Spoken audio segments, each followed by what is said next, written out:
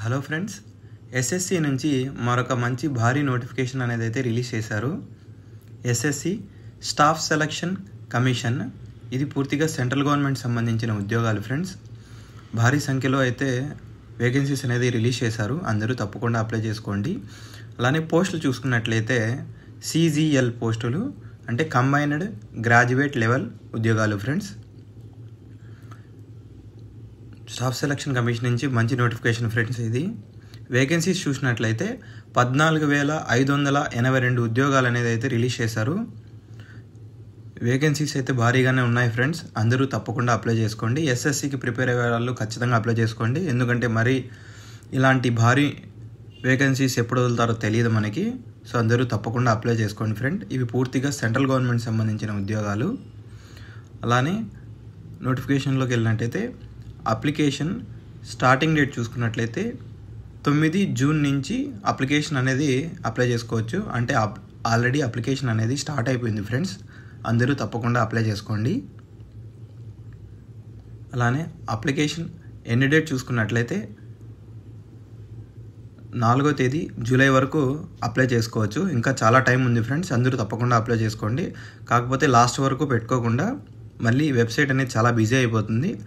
వీలైనంత వరకు తొందరగా అప్లై చేసుకోండి. అప్లికేషన్ అనేది పూర్తిగా ఆన్లైన్లో మాత్రమే అప్లై చేయాలి. ఆఫ్లైన్లో కాదు ఫ్రెండ్స్. పూర్తిగా ఆన్లైన్లో మాత్రమే అప్లై చేసుకోవాలి. అప్లికేషన్ ఫీజు చూసుకున్నట్లయితే జనరల్ ఓబీసీ వాళ్ళకి 100 రూపాయలు మాత్రమే.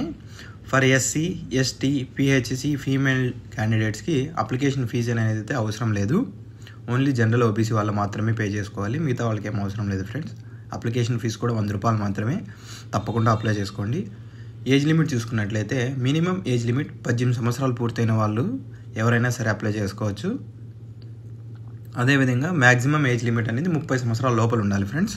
30 ఇయర్స్ లోపల ఉన్న వాళ్ళు, 18 నుంచి 30 సంవత్సరాల లోపల ఉన్న వాళ్ళు ఎవరైనా సరే అప్లై చేసుకోవచ్చు. సెలక్షన్ అనేది tier 1 CBT, tier 2 CBT computer based exam. అదేవిధంగా డాక్యుమెంట్ వెరిఫికేషన్ అనేది చేసి సెలక్షన్ అనేది చేస్తారు ఫ్రెండ్స్. క్వాలిఫికేషన్ చూసుకున్నట్లయితే ఏదైనా విభాగంలో డిగ్రీ అనేది పూర్తి చేసి ఉండాలి.